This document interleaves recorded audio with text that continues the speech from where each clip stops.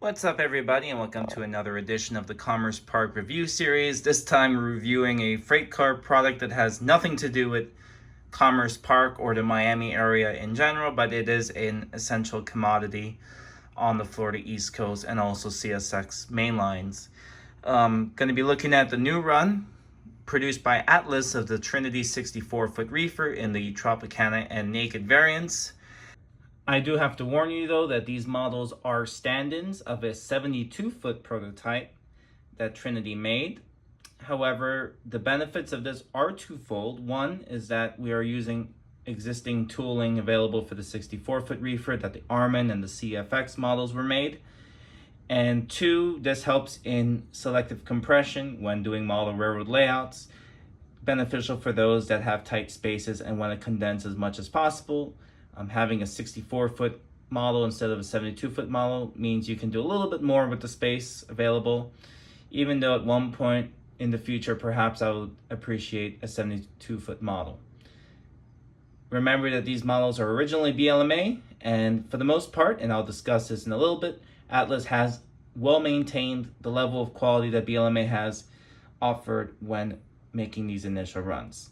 Without further ado, I will unbox both of these and show the specifications and all the level of detail that these cars have, and from first glance, it's impressive without a doubt. As you guys might know, this is part of the famous Tropicana and Juice train, which the main train has run between Tampa, Florida, actually Bradenton to be specific, and North Bergen, New Jersey. I have documented the Bradenton end of this operation a little bit last year. That video is on the channel. But also, what many may not realize at first glance is that FEC also handles Tropicana, and interchangeably the same cuts of cars are possible on this small leg between Fort Pierce, where there's another factory, and Bowden Yard, where they're interchanged to CSX. There are also small sections that run to Cincinnati, and also one that runs west to City of Industry, California. I think there's another factory or a distribution center there. Unfortunately, when precision railroading came on for CSX, this was diminished to just blocks on the train. Previously, there had been a dedicated high priority train between Tampa and North Bergen or Kearney. Part of this may also have to do with FEC sizing in and offering a pretty respectable chunk of train. Now, for convenience, I offer you a pretty immediate look at both sides of the car. The Naked is just a modification of the Tropicana. I think they added this label around the early 2010s to promote the Naked brand, which is a brand of fruit juices of different and I'll say weird flavors. I first saw it at Starbucks in the pastry case, and it's interesting. I only maybe had it once, and I didn't really like it. And of course, Tropicana has the famous orange juice, as well as other flavors, fruit juices such as grapefruit and maybe strawberry and whatnot. Of course, both of these are under the PepsiCo umbrella, and Pepsi has had quite a bit of recent influence over the Bradenton plant, which we can always discuss at another time. So Atlas produced a very high quality, high detail model with separately applied details such as grab irons, brake wheels, cut levers, etc. They continue to use the KD couplers that BLMA used, which is a nice feature of all of the models they've inherited. Plus, I think some newer models that Atlas is producing will use KD couplers as a nice step in the right direction, because a lot of the models that I do get from Atlas have their two-piece plastic coupler. Not a real big fan of that.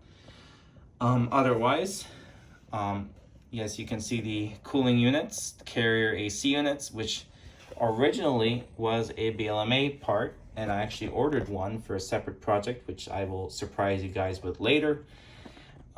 That's included as a separately applied detail. I will report that once there was a loose carrier AC unit. That happens sometimes, I'm sure. That's with any model, any company.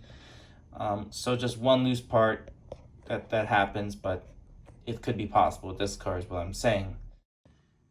This, I believe, would be the diesel unit that fuels the AC units, as it has to run on some sort of energy source. In real life, the cars going by with the AC units turned on will make a noise, but these cars obviously don't come with that. You can probably program it yourself if you want to, adding a speaker.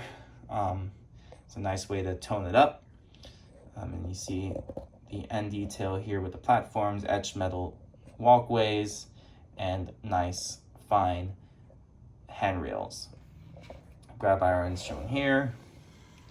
And the other side is pretty much the mirror image of the 3151. And as expected, like, the only difference between these two brands is the sticker slapped on the side of the car. I will also report that I had to, and you'll see it when I show the run-by footage, replace or actually retach one loose end of the door railing, not on this car, another car. And that is something that is also characteristic of these plastic models, with many separately applied parts that one or two may come loose. But thankfully, these are isolated incidents, which kind of hold strong when considering the quality and the price you're paying for these cars and the value you're getting. And also, I'll say, well, I mean, Atlas is not the only ones. When I had the previous run, one of my Armins, the entire diesel tank was loose as well. So these repairs do happen, and they're very uncommon, but that's something that's part of the hobby, and just have to maintain it. Not an overall earth-shattering deal. But once it's all laid out, I mean, the fact that with all these details, we're able to have a nicely put together car, nothing too loose, and everything kind of upright and lined up nicely. These cars are really top notch, and they're worth pretty much every penny that these have cost, and these are not cheap. So all in all, I highly recommend these cars if you can find them. Of course, these are extremely rare now. There's been very limited supply, and if you see one, definitely get your hands on it. These are high quality cars, very nice for modern operations, and just perfect on your layout. And I'll just end the yapping.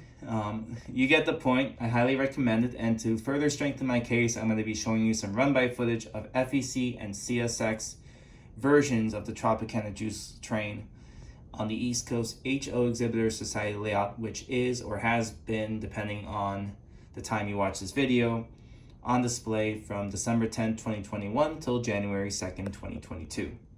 Enjoy.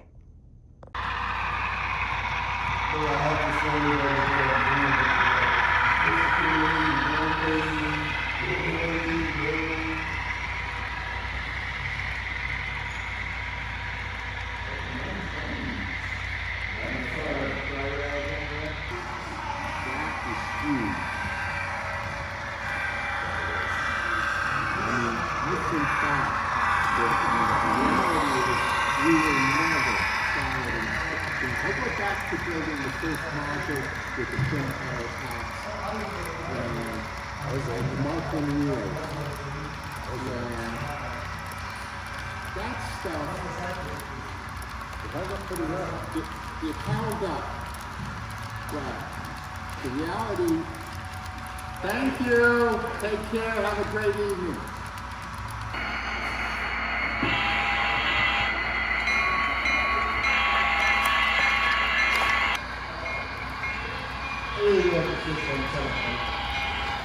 Sit down and get in.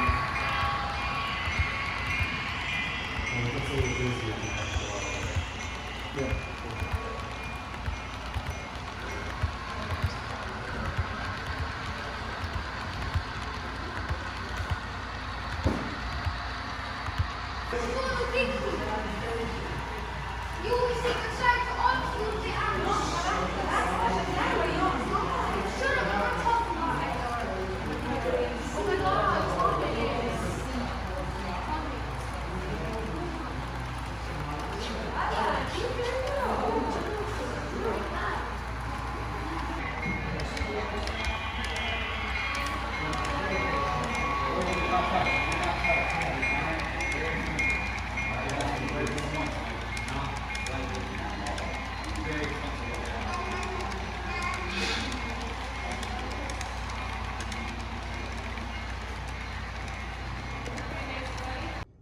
So I hope you folks have enjoyed this video, and I hope you find it useful in helping you decide whether you want your Tropicana / Naked / CFX / Armin. They're all pretty much the same reefers from Atlas with this run. And as I said earlier, if you see one, grab it.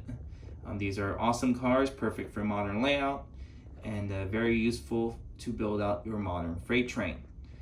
And that being said, thanks again for watching, and I look forward to sharing more model train content as well as all the content that I've been offering you guys on this channel. But if you want to see that, make sure you're subscribed and keep it locked, as I will post more content going forward.